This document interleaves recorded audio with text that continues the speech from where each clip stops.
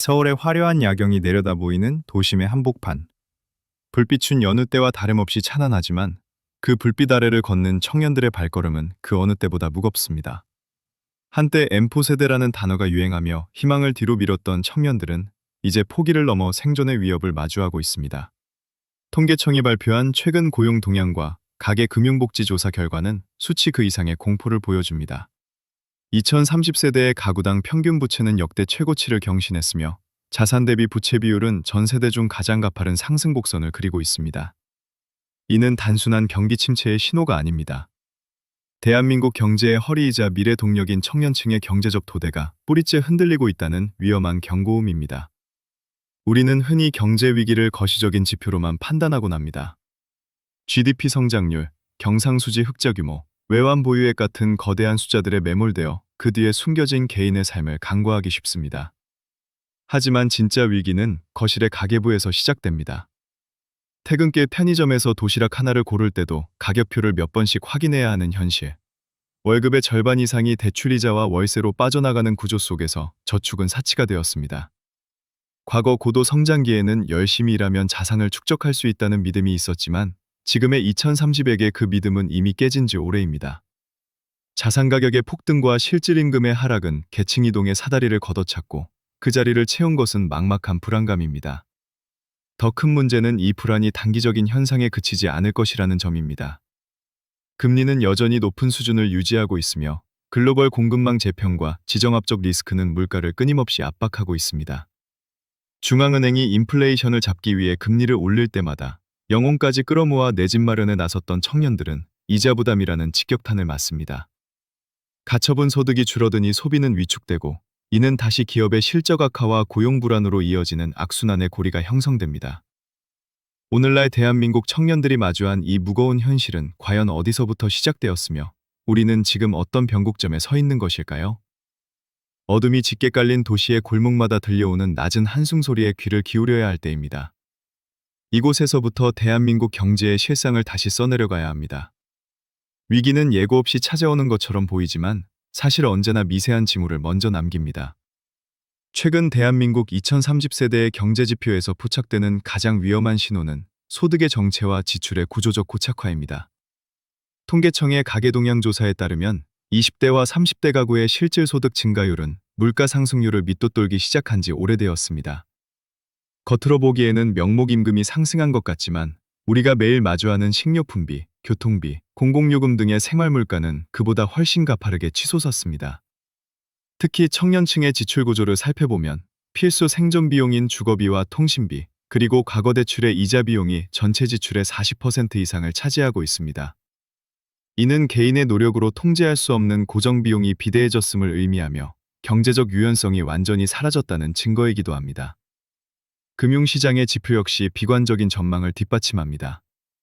대한민국 가계부채의 질적 구조를 살펴보면 다중채무자 중 청년층의 비중이 급격히 늘어났음을 알 수 있습니다.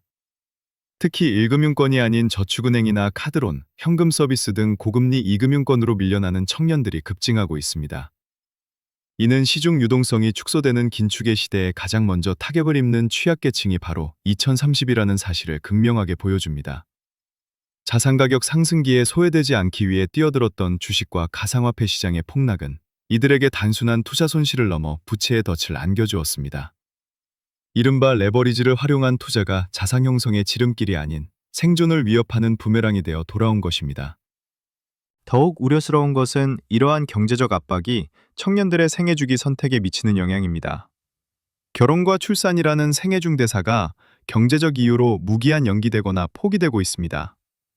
이는 단순히 인구 통계학적 수치의 하락을 의미하는 것이 아니라 미래의 노동 공급과 소비 시장 자체가 붕괴될 수 있다는 거시 경제적 재앙의 예고편입니다.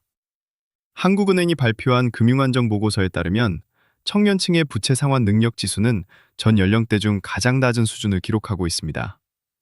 소득은 제자리인데 갚아야 할 빚과 내야 할 세금은 늘어만 가는 현실 속에서 청년들은 각자 도생의 길로 내몰리고 있습니다. 지금 우리가 목격하고 있는 2030의 빈곤은 단순한 일시적 불황의 산물이 아니라 우리 사회의 구조적 모순이 가장 약한 고리에서 터져나오기 시작한 위기의 전조 현상입니다. 이러한 위기가 발생하는 근본적인 메커니즘을 이해하기 위해서는 현대 경제의 부채주도 성장이 가진 허점을 들여다봐야 합니다. 2008년 글로벌 금융위기 이후 전 세계 중앙은행들은 유동성을 대거 공급하며 경기 부양에 나섰습니다. 기준금리는 0%대에 수렴했고 시장에는 유례없는 막대한 돈이 풀렸습니다. 이 시기에 경제활동을 시작한 2030세대는 저금리 기조를 상수라고 믿으며 성장했습니다. 돈을 빌리는 비용이 거의 들지 않는 환경 속에서 자산 가격은 비이성적으로 폭등했습니다. 부동산과 주식, 비트코인에 이르기까지 자산 시장에 광풍이 불었고 근로소득만으로는 도저히 자산가들을 따라잡을 수 없다는 공포감이 청년 세대를 지배했습니다. 이른바 포모 증후군이 청년들을 무리한 대출로 이끈 동력이었습니다. 하지만 경제의 원리는 냉혹합니다. 물가가 감당할 수 없을 정도로 치솟자 미 연방준비제도를 필두로 한 각국 중앙은행은 급격한 금리 인상에 착수했습니다. 여기서 금리 인상의 역습이 시작됩니다. 금리가 상승하면 시중 유동성이 회수되고 자산 가격은 하락 압력을 받습니다. 동시에 대출 금리는 무섭게 오르기 시작합니다. 2030세대가 주로 이용한 변동금리 대출은 이 지점에서 치명적인 약점이 되었습니다. 연 2초 3%대였던 이자율이 6, 7%대로 치솟으면서 한 달에 100만 원을 내던 이자가 200만 원, 300만 원으로 불어나는 상황이 벌어진 것입니다. 이는 단순한 지출 증가가 아니라 개인의 가처분 소득을 마비시키는 경제적 충격입니다. 소득에서 원리금을 떼고 나면 생활비조차 남지 않는 적자 가구가 속출하는 이유입니다. 더 나아가 환율과 유동성의 상관관계도 이들을 압박합니다. 달러 가치가 상승하는 강달러 현상은 수입 물가를 자극하고 이는 국내 물가 상승으로 이어져 서민들의 실질 구매력을 더욱 떨어뜨립니다. 중앙은행인 한국은행은 환율 방어와 물가 안정을 위해 금리를 쉽게 내릴 수 없는 외통수에 걸려 있습니다. 결국 거시경제의 거대한 톱니바퀴가 긴축의 방향으로 돌기 시작하면서 가장 높은 레버리지를 사용했던 2030세대가 그 톱니 사이에 끼어 신음하게 된 것입니다. 자본의 비용이 저렴했던 시절의 화려한 파티는 끝났고 이제는 차갑고 냉정하게 빚을 갚아야 하는 부채의 시간이 도래했습니다. 이것이 현재 청년들이 겪고 있는 경제적 고통의 냉정한 작동 원리입니다. 우리가 겪고 있는 이 현상은 비단 한국만의 특수한 상황은 아닙니다. 눈을 돌려 글로벌 사례를 살펴보면 부채와 인플레이션이 한 국가의 청년 세대를 어떻게 파괴하는지 극명하게 보여주는 거울들이 존재합니다. 가장 먼저 떠올릴 수 있는 사례는 남미의 경제 강국이었던 아르헨티나입니다. 한때 세계 10대 부국에 이름을 올렸던 아르헨티나는 반복되는 포퓰리즘 정책과 방만한 재정 운영으로 인해 만성적인 초인플레이션에 빠졌습니다. 현재 아르헨티나의 물가 상승률은 연 100%를 상회하며 화폐 가치는 휴지 조각이나 다름없게 되었습니다.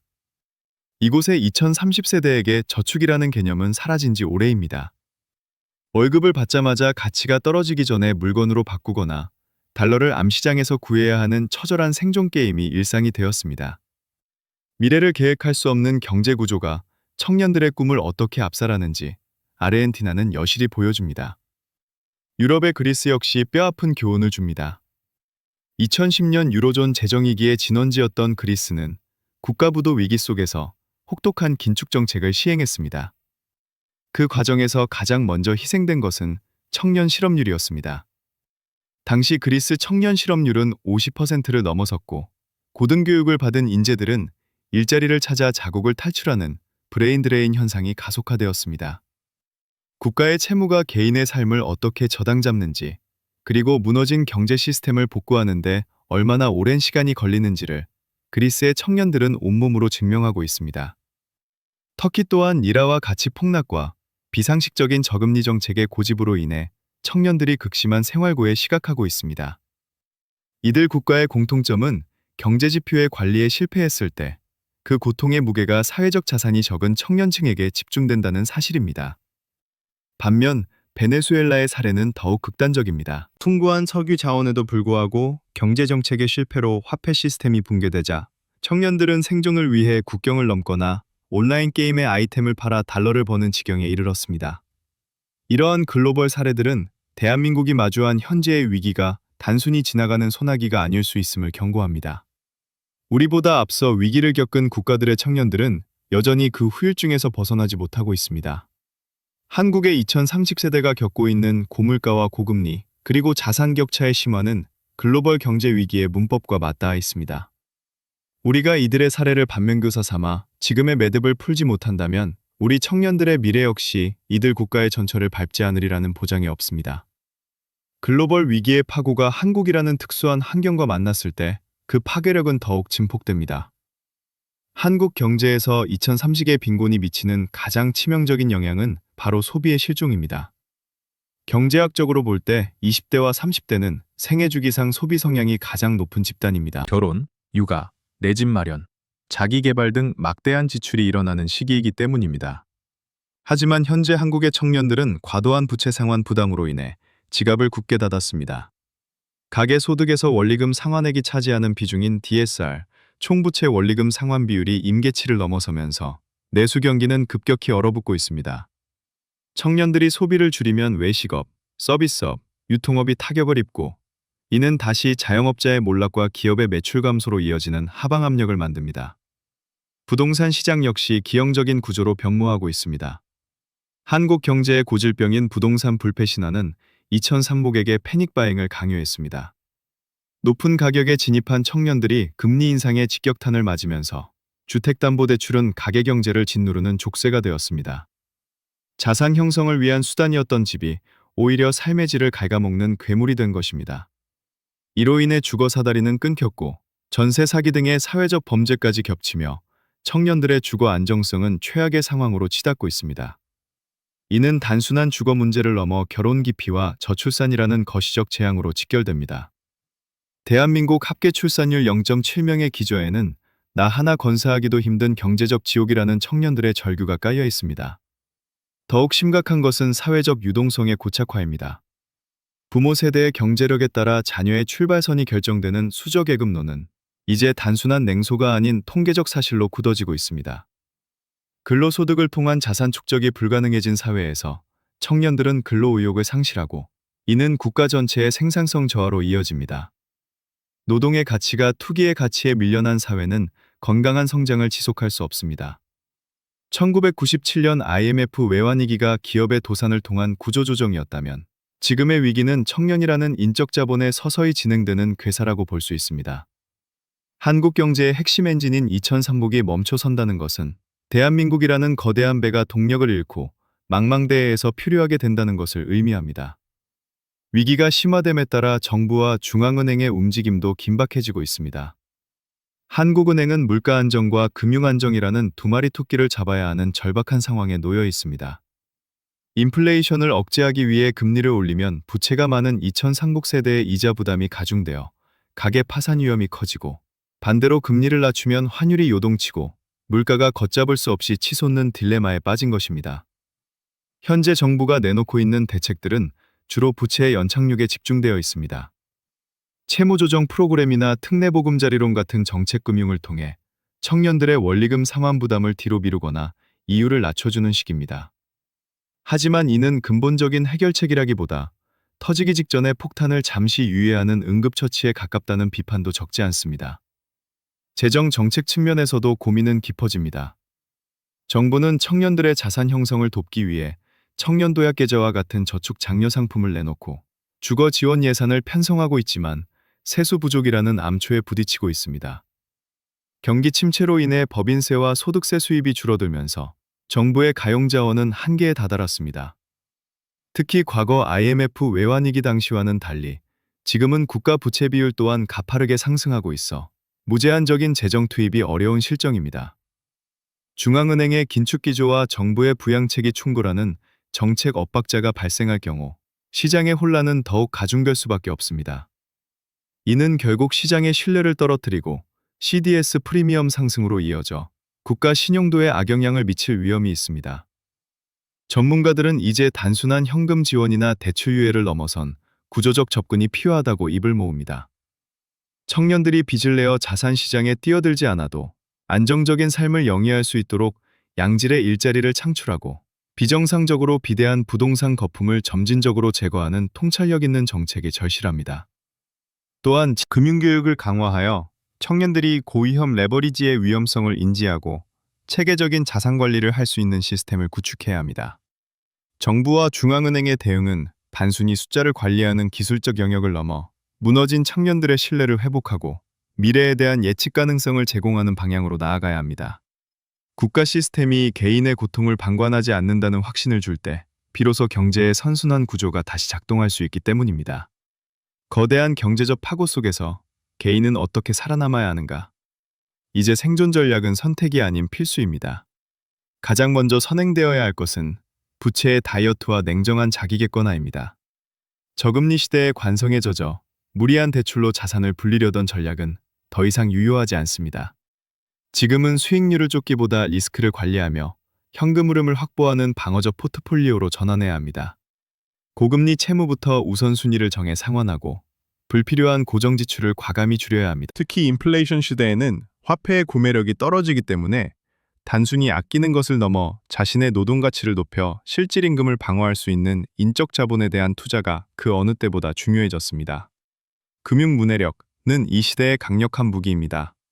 금리의 변동이 내 대출 이자에 어떤 영향을 미치는지, 환율의 움직임이 물가와 내 자산 가치를 어떻게 변화시키는지 이해하지 못하면 거시경제의 희생양이 될 수밖에 없습니다.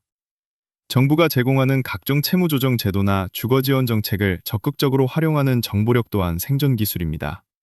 영끌이나 비투 같은 군중 심리에 휩쓸리지 않고 자신만의 기준을 세워 시장을 냉정하게 관찰하는 태도가 필요합니다. 자산 가격이 하락하는 시기는 누군가에게는 고통이지만 준비된 이들에게는 새로운 기회의 창이 될 수 있다는 역발상도 필요합니다. 다만 그 기회를 잡기 위한 전제 조건은 시스템이 붕괴될 때까지 버틸 수 있는 기초 체력입니다. 또한 심리적 회복 탄력성을 유지하는 것이 중요합니다. 경제적 궁핍은 종종 자존감의 하락과 사회적 고립을 야기합니다. 하지만 지금의 위기는 개인의 무능력 때문이라기보다 거대한 구조적 변화에서 기인한 측면이 큽니다. 과도한 자기 비하에 빠지기보다 비슷한 처지의 청년들과 정보를 공유하고 연대하며 사회적 목소리를 내는 지혜가 필요합니다. 경제는 심리라는 말이 있듯 우리가 희망을 잃고 소비와 생산을 완전히 포기하는 순간 위기는 현실이 됩니다.